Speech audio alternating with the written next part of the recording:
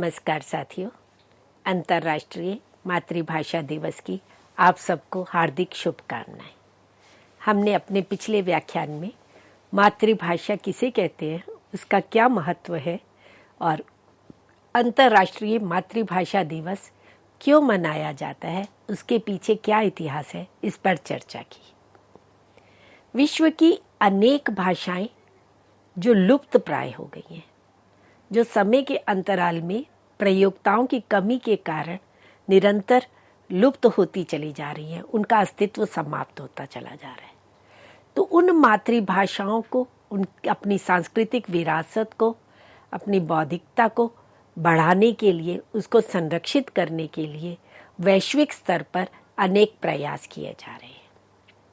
और इस स्तर पर यूनेस्को के द्वारा सराहनीय प्रयास किए जा रहे हैं। निरंतर 2000 से अंतर्राष्ट्रीय मातृभाषा दिवस 21 फरवरी को मनाया जाता है, जिसके पीछे कारण मूलतः अपनी मातृभाषाओं के प्रति गौरव, सम्मान, गर्व का भाव उत्पन्न करना है, अपनी भाषाओं के प्रति जागरूकता लाना है। 2000 में ये प्रारंभ हुआ और 2002 में यूनेस्को द्वारा नारा दिया गया कि भाषाओं की आकाश गंगा में हर शब्द एक सितारा है। हर शब्द का अपना एक मूल्य है, हर शब्द अपने भीतर एक संस्कृति को, एक परंपरा को समेटे हुए। तो जहाँ भाषाएं आकाश गंगा है, तो उसमें हर शब्द एक सितारा है। और प्रत्येक वर्ष 21 फरवरी को जब मातृभाषा दिवस मनाया जाता है, तो उसके लिए एक थीम निश्चित किया जाता है। हर वर्ष का एक थीम, एक विषय निश्चित किया जाता है, जिस पर पूरा वर्ष ध्यान केंद्रित रहता है। जैसे 2021 में, अभी हम रिसेंटली बात करें, तो उस समय थीम दिया गया समावेशी शिक्षा और समाज के लिए बहुभाषिता को प्रोत्साहन। ऐसे ही 2022 में थीम दिया गया बहुभाषी शिक्षा के लिए प्रौद्योगिकी का उपयोग, क्योंकि अब डिजिटल दुनिया है, तकनीकी का अधिक विकास हो रहा है और प्रौद्योगिकी में बहुभाषिता को महत्व दिया जाए, शिक्षा के लिए बहुभाषिता को अपनाया जाए, डिजिटल दुनिया में सभी भाषाओं को स्थान मिले। तो इसीलिए उसका थीम ही यही रखा गया, बहुभाषीय शिक्षा के लिए प्रौद्योगिकी का उपयोग। अब वैश्विक स्तर पर हम देखें तो 6000 से ऊपर भाषाएं हैं, पर डिजिटल दुनिया में, प्रौद्योगिकी में के मात्र 100 के करीब भाषाओं का ही प्रयोग होता है, उन्हीं में ही प्रौद्योगिकी का विकास हो रहा है। तो बहुभाषी शिक्षा के लिए प्रौद्योगिकी का उपयोग किस तरह से सार्थक बनाया जा सकता है, ये उसका थीम रखा गया। और फिर यूनेस्को की एक ये भी चिंता रही कि भाषाएं जो लुप्त हो रही हैं, उनके पीछे जो कारण है, उन कारणों को जाना जाए और उन कारणों को दूर किया जाए। वैश्वीकरण के चलते विदेशी भाषा सीखने की होड़ में मातृभाषा के प्रयोक्ताओं में कमी हो रही है। नई पीढ़ी विदेशों में जाकर के ज्ञानार्जन प्राप्त करना या अपना रोजगार करना, उसके लिए अधिक लालायित रहती है। तो वे मातृभाषा उनकी अपने गांव में, अपने शहर में, अपने स्थानीय में ही सीमित होकर के रह जाती है। तो और फिर विदेश में जाना है या अपने आप को अप टू डेट करना है, तो विदेशी भाषाएं सीखने की एक होड़ चल रही है। इसी तरह से अब जो युवा पीढ़ी है, जो ज्ञान को प्राप्त कर लेती है या हायर एजुकेशन के लिए, उच्च शिक्षा प्राप्त करने के लिए विदेशों में चली जाती है, विदेशों में ही नहीं, अपने गांव शहर को छोड़ करके दूसरे महानगरों में जाती है, तो उन्हें मातृभाषा बोलने में भी शर्म आती है और साथ में अपनी मिट्टी से जुड़ाव में भी कमी हो रही है, जिसके कारण भाषाएं लुप्त होती चली जा रही हैं। और जब तक हम अपनी मिट्टी से, अपनी भाषा से एक रागात्मक संबंध स्थापित नहीं करेंगे, तब तक हम अपनी भाषा का सम्मान नहीं कर पाएंगे। भाषा तो संबंधों को जोड़ने वाली है और जब हम अपनी भाषा से कटते हैं तो हम अपने संबंधों से भी, अपने रिश्ते नातों से भी कट जाते हैं। और जिसके कारण ये अब एकल परिवार, वृद्धों की समस्या, अनाथों की समस्या ये अधिक हो गई है। संयुक्त परिवार समाप्त होते चले जा रहे हैं। तो अन्य भाषाएं सीखें, जितनी अधिक भाषाएं सीख सकते हैं सीखनी चाहिए। वो हमारी एक प्रतिभा की पहचान है, परंतु अपनी मातृभाषा को अपनी जड़ से कट करके नहीं, अपनी जड़ों को समेटे हुए, अपनी जड़ों को सुदृढ़ करते हुए अन्य भाषाएं सीखनी चाहिए। ऑस्ट्रेलिया में एक शोध हुआ जिसमें यही माना गया कि बच्चा 3 भाषाएं कम से कम बहुत सहज रूप में सीख सकता है। एक अपनी मातृभाषा जो वह अपने परिवेश से अर्जित करता है, और फिर प्राथमिक भाषा जब वह विद्यालय में जाता है और वहाँ जाकर के एक शैक्षणिक रूप में शिक्षा के संदर्भ में जिस भाषा को ग्रहण करता है, और एक अन्य भाषा के रूप में। तो जितना अधिक वे भाषाओं को सीखता है उसका मानसिक विकास, उसका बौद्धिक विकास और अधिक होता है। तो इस तरह से अपनी मातृभाषा को बोलने में शर्म की महसूस नहीं करना चाहिए। तो लुप्त जो भाषाएं होती चली जा रही हैं, मूलतः वे भाषाएं जिनकी अपनी लिपि नहीं है, वे बोलियां जिनके प्रयोक्ता अब कम हो गए हैं, जिनके प्रयोक्ता 2000 से कम रहे और वे विदेशों में पलायन कर गए, तो उनको बोलने वाले अब नहीं रह गए। तो उस तरह से वे भाषाएं लुप्त होती चली जा रही हैं। तो वैश्विक स्तर पर इन भाषाओं के संरक्षण के लिए अनेक प्रयास किए गए। यूनेस्को द्वारा 2018 में भाषाई संसाधनों और विविधता की रक्षा के लिए चीन में युलू उद्घोषणा की गई। ऐसे ही संयुक्त राष्ट्र महासभा द्वारा 2019 को स्वदेशी भाषाओं का अंतर्राष्ट्रीय वर्ष के रूप में मनाए जाने की घोषणा की गई। तो स्वदेशी भाषाओं को पहचान देने के लिए 2019 वर्ष को ही स्वदेशी भाषाओं के अंतर्राष्ट्रीय वर्ष के रूप में घोषणा हुई। इसी तरह से संयुक्त राष्ट्र द्वारा 2022 से लेकर 2032 तक के पूरे दशक को स्वदेशी भाषाओं का अंतर्राष्ट्रीय दशक के रूप में नामित किया गया, international decade of indigenous languages. तो इस तरह से वैश्विक स्तर पर भाषाओं की पहचान बने, भाषाएं लुप्त ना हो, उनका संरक्षण हो, उनका संवर्धन हो, इसके लिए प्रयास किया जा रहा है। भारत बहुभाषी देश है। यहाँ विविधता में, अनेकता में एकता है, परंतु यहाँ अनेक भाषाएं, अनेक बोलियां लुप्त होती चली जा रही हैं।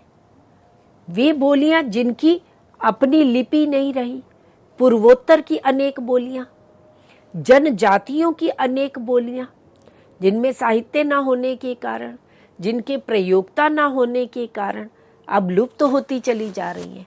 तो ऐसी भाषाओं को, ऐसी बोलियों को संरक्षित करने के लिए भारत द्वारा भी अनेक प्रयास किए गए हैं।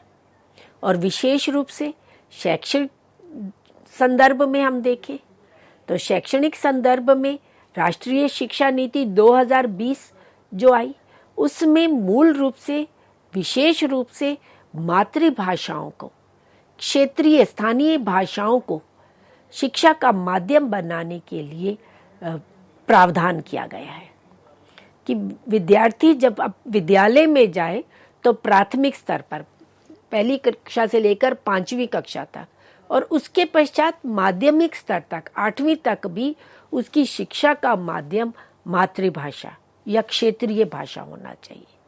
क्योंकि अपनी भाषा में, जिस भाषा को उसने अपने परिवेश से सीखा है, जाना है, उसमें वे अपनी भावों को, अपने विचारों को अभिव्यक्त करने में अधिक सक्षम है।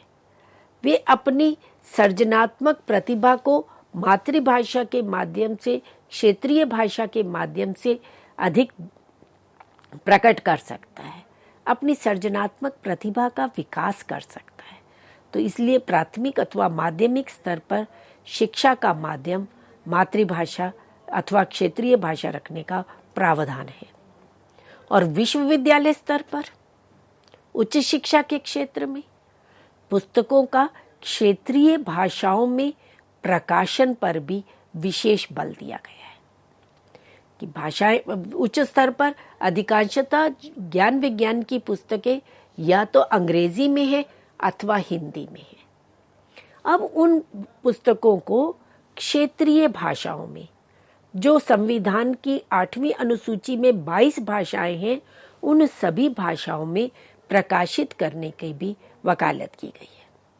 भाषाओं के संरक्षण के लिए केंद्रीय विश्वविद्यालयों में भाषा केंद्रों की स्थापना की गई है, जहां हमारी जो क्लासिक लैंग्वेजेस है, पाली, प्राकृत, अपभ्रंश और संस्कृत, जो कि हम सभी भाषाओं का मूल स्रोत रही है, तो इन भाषाओं में साहित्य रचना हो, इन भाषाओं में पाठ्य पुस्तकें तैयार हो, इन भाषाओं को संरक्षित किया जाए, इनका जो हमारा साहित्य है वे संरक्षित रहे। तो इसलिए केंद्रीय विश्वविद्यालयों में भाषा केंद्रों की स्थापना का भी प्रावधान है। भारत वाणी परियोजना और भारतीय भाषा विश्वविद्यालय को स्थापित करने की भी भारत सरकार की योजना है। और वैज्ञानिक एवं तकनीकी शब्दावली आयोग, जो निरंतर ज्ञान विज्ञान के क्षेत्र में, तकनीकी के क्षेत्र में नवीन जो शब्द आते हैं, नवीन जो शोध होते हैं, उन सब शब्दों का संग्रहित करने का भी एक महत्वपूर्ण सराहनीय कार्य उस आयोग द्वारा किया जा रहा है। तो इस तरह से वैश्विक स्तर पर और भारत के स्तर पर, राष्ट्र के स्तर पर तो अनेक प्रयास किए जा रहे हैं, परंतु सरकार केवल नियम बना सकती है, सरकार केवल अवसर प्रदान कर सकती है, पर इसमें महत्वपूर्ण भूमिका हम सब की भी है।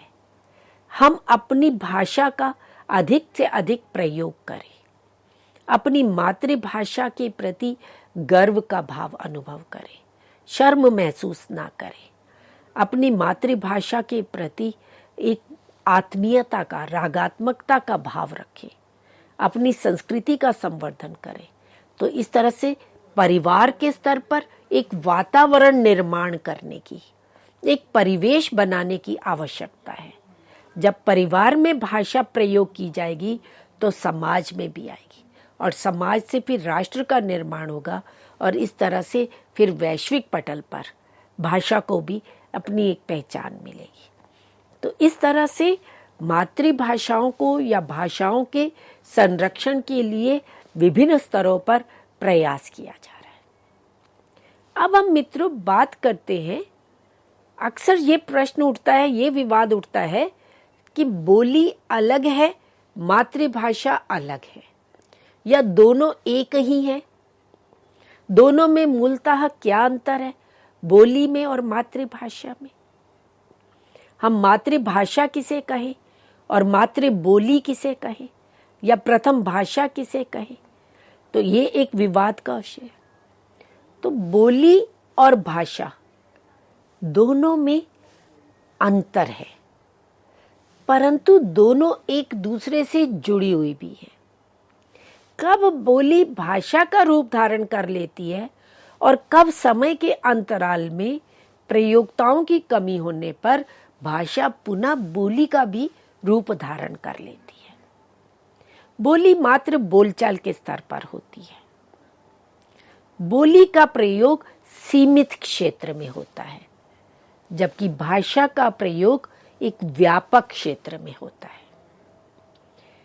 एक भाषा के अंतर्गत कई बोलियां हो सकती हैं, जैसे हिंदी में ब्रज, अवधी, भोजपुरी आदि कई बोलियां मिलकर एक भाषा बनती है।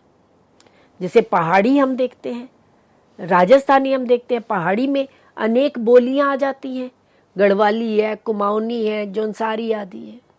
तो ये विभिन्न बोलियों का समूह ही, विभिन्न बोलियों के शब्दों से ही एक भाषा, उपभाषा बनती है और फिर यही उपभाषा भाषा का स्तर प्राप्त करती है। ऐसे ही राजस्थानी की हम बात करें तो मारवाड़ी, मेवाती, मगही, मालवी, ढूंढानी, ये सब राजस्थान की अलग अलग बोलियां हैं जो विभिन्न क्षेत्रों में बोली जाती हैं। उनका क्षेत्र सीमित है, पर यही जब आपस में भाषा का आदान प्रदान, बोलियों का आदान प्रदान होता है तो उनका प्रयोग क्षेत्र विस्तृत होता है, तो फिर वे उपभाषा बनती हैं और उपभाषा से भाषा का रूप धारण कर लेती है। भाषा में लिखित साहित्य अधिक होता है, बोली में मौखिक साहित्य अधिक होता है। बोली मात्र बोलचाल में ज्यादा रहती है, लोकगीत है, लोक उत्सव है, ये सब लोक नाट्य है, ये मौखिक रूप में ही रहे। आला उदल की कहानी, आला उदल की जो प्रशस्ति है वे पूरे राजस्थान में बसी हुई है, रची बसी हुई है। विदापद नाच है, ये पूरे बिहार में रचा बसा हुआ है मौखिक रूप में, उसका लिखित रूप नहीं मिलता है। और लिखित साहित्य बोली में नाम मात्र का होता है। बोली का प्रयोग क्षेत्र विस्तृत होने पर वही भाषा बन सकती है। जैसे खड़ी बोली एक बोली थी मात्र, पर उस मेरठ के आसपास बोली जाती थी, इसी का ही विकास हुआ और यही बोली विकसित होकर के भाषा बनी।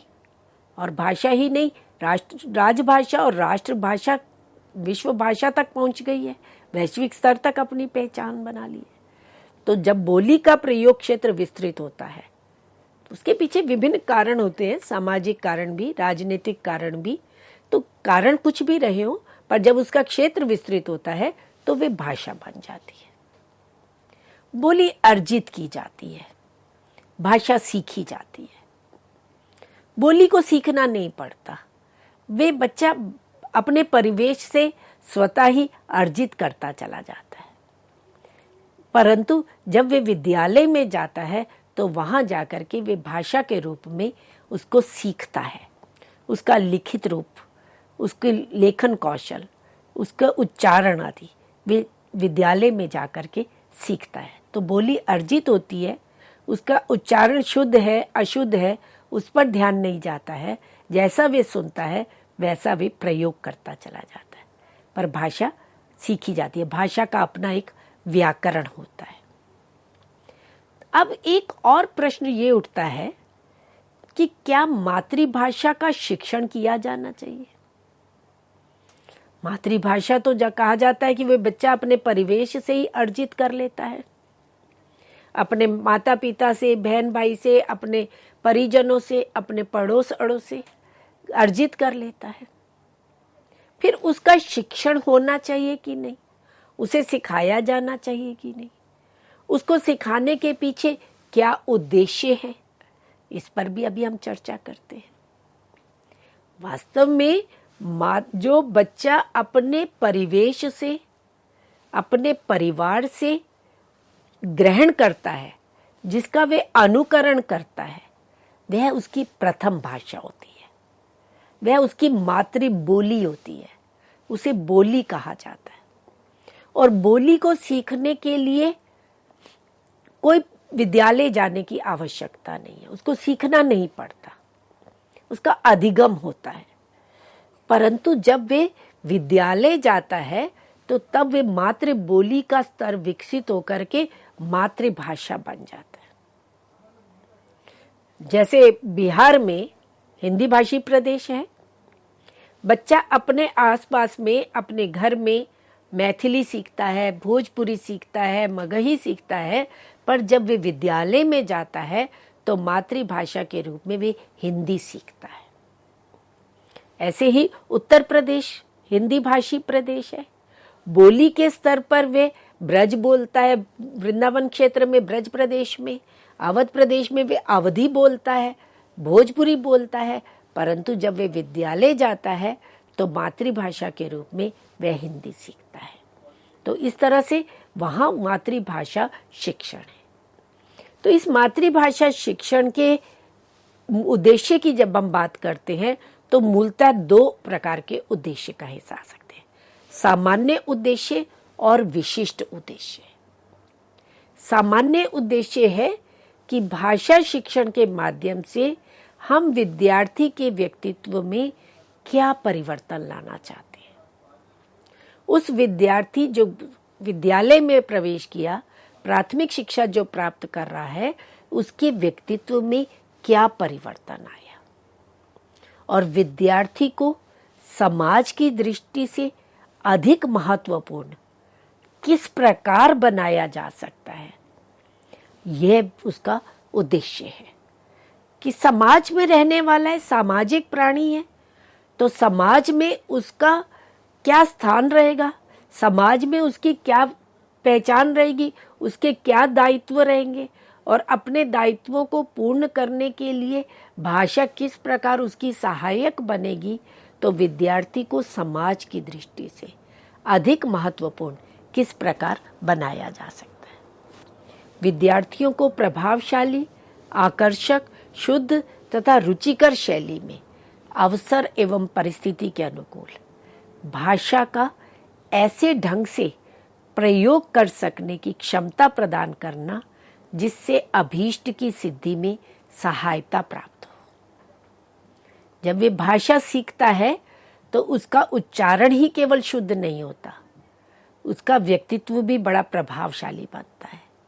उसकी शैली, उसकी उच्चारण शैली वे भी रुचिकर बनती है, आकर्षक बनती है, और भाषा का ऐसे ढंग से प्रयोग करने की क्षमता विकसित होती है जिससे वह अपने अभीष्ट की सिद्धि प्राप्त कर पाता है। अब हम बात करते हैं मित्रों मातृभाषा शिक्षण के विशिष्ट उद्देश्यों को लेकर के। विशिष्ट उद्देश्य में सबसे पहला उद्देश्य है मातृभाषा शिक्षण के माध्यम से विद्यार्थी में चारों भाषाई कौशलों का विकास, सुनने का कौशल और बोलने का कौशल। ये तो वे बोली के स्तर पर विद्यालय में आने से पहले ही विकसित कर चुका होता है, पर लेखन कौशल और वाचन कौशल, ये दो कौशल वे विद्यालय आकर के जब औपचारिक शिक्षा प्राप्त करता है, औपचारिक रूप से भाषा सीखता है, तब उसके इन कौशल का विकास होता है। पर वाचन कौशल में भी सही उच्चारण, बलाघात का, अनुतान का विशेष रूप से ध्यान, कहाँ बल देना है, कहाँ रुकना है, व्याकरणिक दृष्टि से क्या अशुद्ध है, किस शब्द का शुद्ध है, और मानक भाषा का प्रयोग वे कैसे करें। तो श्रवण कौशल, वाचन कौशल, लेखन कौशल, पाठन कौशल, इन चारों भाषाई कौशलों का विकास विशिष्ट उद्देश्य होता है। और मातृभाषा विचारों के आदान प्रदान के कौशल का भी विकास करती है। व्यक्तित्व का सर्वांगीण विकास होता है। विद्यार्थी के मानसिक, संवेगात्मक, सामाजिक, चारित्रिक विकास की दृष्टि से भी भाषा शिक्षण की भूमिका महत्वपूर्ण है। विद्यार्थी अपने भावों की अभिव्यक्ति, अपने मनोवेगों की अभिव्यक्ति, अपने क्रोध, अपनी ईर्ष्या, अपने प्रेम, अपने राग की अभिव्यक्ति भाषा के माध्यम से ही कर सकता है। भाषा से ही उसके भीतर चारित्रिक विकास होता है। तो इस तरह से जब मातृभाषा में विद्यार्थी को शिक्षा प्रदान की जाती है तो उसके व्यक्तित्व का सर्वांगीण विकास होता है, चौमुखी विकास होता है। मातृभाषा शिक्षण से उसके भीतर जीविका उपार्जन कौशल का भी विकास होता है। अधिकांशतः क्या देखा गया, आजकल एक होड़ चल पड़ी है अंग्रेजी माध्यम में शिक्षा प्राप्त करने की। यहाँ तक कि बच्चे भारत में विशेष रूप से जब 2 साल का भी बच्चा है तो उसकी माँ, उसके बहन, उसके भाई, उसके पिता उसके साथ अंग्रेजी शब्दों का प्रयोग करते हैं। वे सोचते हैं कि बच्चे को बचपन से ही अंग्रेजी शिक्षा प्रदान की जाए जिससे उसका व्यक्तित्व का विकास होगा। पर वास्तव में ये एक, अब कहा जाए तो अपने आप में एक पूर्वाधार है। इस तरह से व्यक्ति का विकास नहीं होता है, अपितु उसकी जो मना स्थिति है, उसका जो मानसिक विकास है वह रुक जाता है। उसकी अभिव्यक्ति को वह पंख नहीं मिल पाते, उसकी कल्पनाओं की उड़ान जो है वह रुक जाती है। अधिकांशतः परंपरा से बच्चे जो है अपने व्यवसायों को भी ग्रहण करते हैं। जैसे कलाकार हैं, वो विभिन्न कलाओं को अपने पिता से, अपने दादाजी से, अपने पूर्वजों से स्वतः ही ग्रहण कर लेता है। परंतु जब वे विद्यालय में जाता है और पुस्तकीय ज्ञान को वे मातृभाषा में ना ग्रहण करके किसी अन्य भाषा में ग्रहण करता है, तो उससे उसका व्यक्तित्व, उसकी विचार, उसकी कल्पनाएं, उसकी प्रतिभा कहीं कुंठित हो जाती है। तो जो एक स्वाभाविक कौशल का विकास होना चाहिए था वह नहीं हो पाता। उसके भीतर जो एक सृजनात्मक शक्ति थी, एक सृजनात्मक प्रतिभा थी, उसका विकास नहीं हो पाता। पर जब मातृभाषा शिक्षण किया जाता है तो बच्चे के भीतर सृजनात्मक शक्ति का विकास होता है। भाषण कला का, वाद विवाद, कहानी लिखने की, नाटक करने की, निबंध, कविता आदि प्रतियोगिताओं को और विभिन्न कार्यक्रमों में भाग लेने के लिए जब उसे प्रोत्साहित किया जाता है तो उसके भीतर जो छुपी हुई सृजनात्मक शक्ति है उसका विकास होता है। मातृभाषा शिक्षण से साहित्य सृजन एवं अभिव्यंजना कौशल का भी विकास होता है। उसका भी एक उद्देश्य है कि विद्यार्थी जो है वे स्वतः साहित्य सृजन करना सीखे, अपनी अभिव्यक्ति, उसका अभिव्यंजना कौशल बढ़े। पद्य के रूप में, गद्य के रूप में, किसी भी रूप में, कहानी के रूप में, अपनी कल्पना के माध्यम से वे साहित्य का सृजन करें। अपने परिवेश को देखते हुए अपने मानसिक जो उसकी प्रतिभा है उसको बाहर निकाले। और इसी तरह से साहित्यास्वादन कौशल का विकास होता है। साहित्य की विधा विशेष से विद्यार्थियों को अवगत कराना, व्याकरण के विशेष खंड या उपखंड की जानकारी प्रदान करना, भावानुकूल उचित आरोह अवरोह के साथ पद्यांश, गद्यांश, संवाद, वार्ता, नाटक आदि को पढ़वाना। तो ये सब विशेषताएं, ये सब गुण विद्यार्थी में तभी विकसित हो पाते हैं जब वे मातृभाषा में शिक्षा को प्राप्त करता है। मातृभाषा अगर उसकी शिक्षा का माध्यम रहती है तो उसके भीतर स्वतः ही साहित्य के प्रति एक रुचि उत्पन्न होती है। उसके भीतर जो सृजनात्मक प्रतिभा है, कौशल है, उसका विकास होता है। उसका उच्चारण शुद्ध होता है। वे अपने सामाजिक दायित्व को भी समझता है और राष्ट्र के निर्माण में, राष्ट्र की अस्मिता में भी सहायक होता है। तो इस तरह से मातृभाषा का मनुष्य के व्यक्तित्व के विकास में बहुत बड़ा योगदान है। और अगर हम वर्तमान समाज में अपनी मातृभाषा को भुलाकर, उसके महत्व को ना जानते हुए, अपनी मातृभाषा से कटकर अन्य भाषाओं के पीछे एक अंधी दौड़ में शामिल होंगे तो हम अपनी जड़ों से कट जाएंगे, हमारे व्यक्तित्व का विकास नहीं हो पाएगा। तो इसलिए शैक्षिक स्तर पर, सामाजिक संदर्भों में, राष्ट्रीय स्तर पर मातृभाषा शिक्षण, मातृभाषा संरक्षण, मातृभाषा प्रयोग अनिवार्य है। तो आज मित्रों, हमने मातृभाषा के महत्व को, मातृभाषा किस प्रकार से हमारे व्यक्तित्व का विकास करती है और उसका शिक्षण कितना अनिवार्य है, इस पर चर्चा की। धन्यवाद।